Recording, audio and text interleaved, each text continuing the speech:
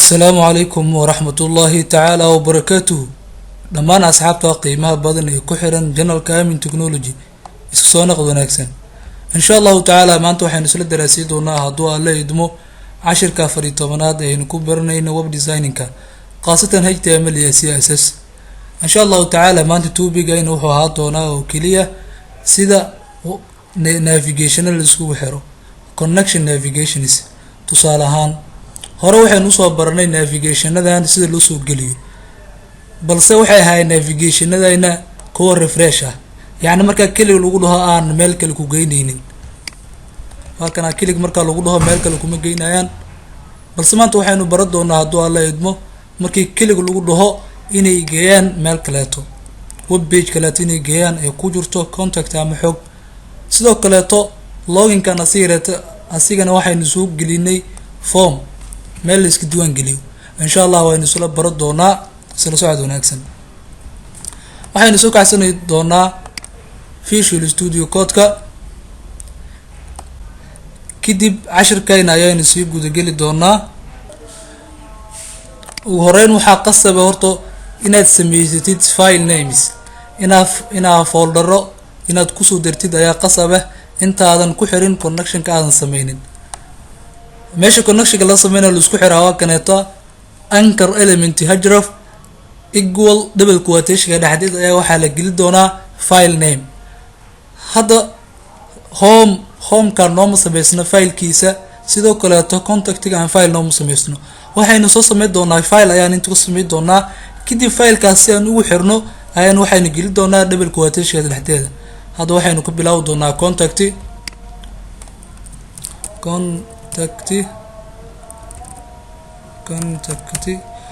.html extension ka waa qasibana raacsiin sidoo kale waxaynu abuuri doonaa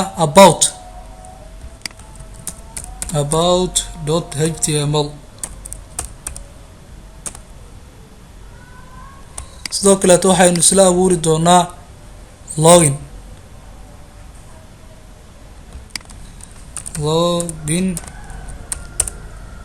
login.html si aynu markii isku xirno kuwan waa iska xir doonaa oo baahanin marka u baahanayaan soo kacso doonaa si aynu markii isku xirno home-ka waxaan rabnaa inuu noo ahaado refresh waxba ma geli doono balse waxaynu rabnaa inaan contactigan wax soo gelino contactiga waxaan ku xiri doonaa file name waxaynu geli doonaa ayaanu dhahnay contact file name kaas ayaynu geli doonaa sidoo kale about kan file name kiisa ayaan geli doonaa about.html login kan file name kiisa ayaan geli doonaa waan save garay doonaa hadda waxaynu isku xirnay oo page-da ayaan isku xirnay aynu dhahno refresh home kan waxaynu ugu talagalnay inuu refresh noo ahaado balse contact aan kaliya marka lagu siiyo waxa la rabaa inuu geeyo meel file name oo blank meel banayn nu gal raba hadda waxba kuma jiraan xog waa soo gali doonaa sidoo kale about waa kana login dhamaan xog kuma jiraan oo in soo gali doonaa haduu la idmo waxaynu ku laabo doonaa Visual Studio Code-ka waxaynu soo kacso doonaa waxaynu ka bilaawi doonaa contact isaga kali ku dhigi doonaa markuu noo soo baxo shift+1 code-kan waqti inuu naga dhamaado ma doonayno inuu waqti uu dheeraado code-kan aynu soo koobi karayso doonaa asiga ayaanu paste ku dhigi doonaa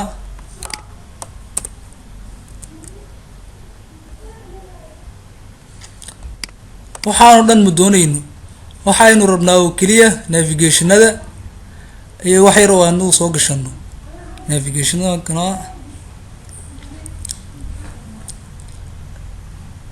intaas waynu isku tiri doonaa sidoo kale container kan uma baahanin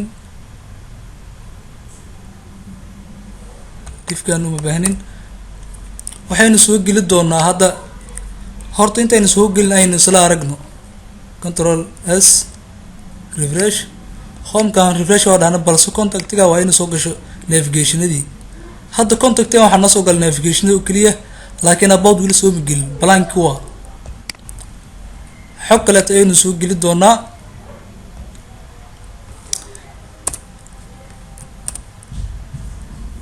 div ayaanu dhihi doonaa. kadib class aynu sameyn doonaa si aynu u maamulno. class waxaan dhihi doonaa image badan ayaan ugu jiro ayaan isku raaci doonaa. marka image ayaynu soo geli doonaa. image waxaynu dhihi doonaa breed dot sawirkaas ayaynu soo geli doonaa. sawir jidid ba hadda waxaa soo galay sawirkii, balse sawirkii navigation ayaa iskor saaran. waxaynu ku maamuli doonaa classka aynu soo sameynay ayaynu ku maamuli doonaa. class waa kana dot image 111 kaas ayaynu ku bidhi doonaa. css ka caadiga ayaynu tagi doonaa. css ka markaynu tagno comment yar ayaynu isku saari doonaa. cashkan maanta meesha ku bilaabanaysa aad u ogaatid lesson 13 lesson 14 عفوا.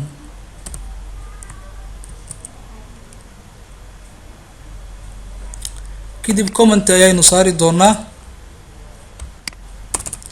classka soo qaadan ayaynu ku biirisi doonaa. classka waxaynu ka sii rabnaa waliba image sawirka inaan sii maamulno ayaan rabnaa. kadib waxaan dhihi doonaa kor ka soo sikaya dhihi doonaa margin top waxaa ka soo sikataa 20 pixel.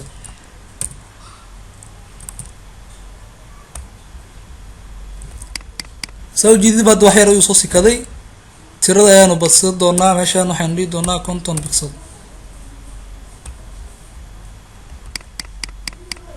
wali wax yar عفوا tirada 100 ka dhigno. soo jidid baad waa sawir ayaan soo galatay. sidaan oo kaleeto ayaa u soo gali doontaa xogta. xog alaala xogta u baahan tahay content ayaa dhex tigi doontaa. kadib si ay loo soo geliyo xogta dhamaan waa soo barna paragraph si loo soo geliyo sawir si loo soo geliyo wax kasta loo soo geliyo hore soo barna. waqti iska dhumi doona sawirkan bis tusaale ayaan idin doonaa. sidoo kale waxaynu soo geli doonaa about kan. about the contact isku mid waa waqti iskaga dhumi doono. waxa aynu soo geli doonaa hadda login kan ayaan waxaan rabnaa inaynu soo gelino formkii hore noogu diyaarsanaay. login ayaynu tagaynaa. casharada hore ayaan usoo wada baraatigareynay. ma doonayno waqti naga dhamaado waa kiska ku bigareysan doonaa. form xitaa hore ayaan usoo baranay. hadda intaan u baahnayn ayaan isku tiri doonaa. uma baahanintaan ilaa formkaas oo u baahanahay lesson 13 uma baahni. ka korinta kale ayaan isku tiri doonaa. intaan bis ayaan dhaafi doonaa formkan. tablekan waan isku tiri doonaa. sidoo kale qoraalada isku tiri doonaa. navigationan on dhaafina waana save grade doonaa. waxaynu tagaynaa marka chrome kaliya marka lagu dhaho loginka soo jididba formkii dhameystiray noo soo bixi doon. balse waxay saaran navigationadii iyo formkii waqtiga naga dhamaado ma doonaan. hadda ayaan waxaan ku sameynay contactigan ayaan saan usoo kala maamulnay. sida contact usoo maamusho kaleeto u maamul loginkan.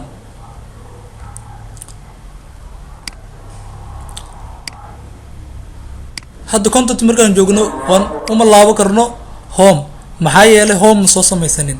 waxaynu sameyn doonaa home file ayaynu soo sameysan doonaa. waxaynu dhihi doonaa home.html kadib inter ayaynu dhihi doonaa. homekan ayaanu sidoo kaleeto ku wada xiri doonaa dhammaan. kan waxaynu doonaynaa inuu refresh noo ahaado, balse kan ayaanu waxaynu ku xiri doonaa home marka aynu dhahno. sidoo kaleeto aboutkan waxaynu ku xiri doonaa aboutkan blank sidaas u tagnay. loginkan aynu waxay ku xiri doonaa dhahnay home. meeshaas double quotation ayaan waxaynu geli doonaa home.html. homeka si ayaynu tigi doonaa. homeka markasta waxaynu doonaynaa inuu noo ahaado inay xogtaa noo soo gasho. xogta ayaynu ku bastigaray doonaa. waxaynu tigi doonaa marka browserka refresh. soo jidin ba hadda home marka aan dhamaan xogta ayaynu soo bixi doonto. content marka aan sawir kaliya ayaynu soo gelinay, balse waxa laala sida hadda soo gelino kale ta soo gelinaysa waxba isma dhaamaan. about kan waxba soo ma gelin maxaa yeelay content ay la mid yahay. waxa artay soo gashay kartaa ma doonin in waqti naga dhamaado. login kan waxaan soo gelinaa form.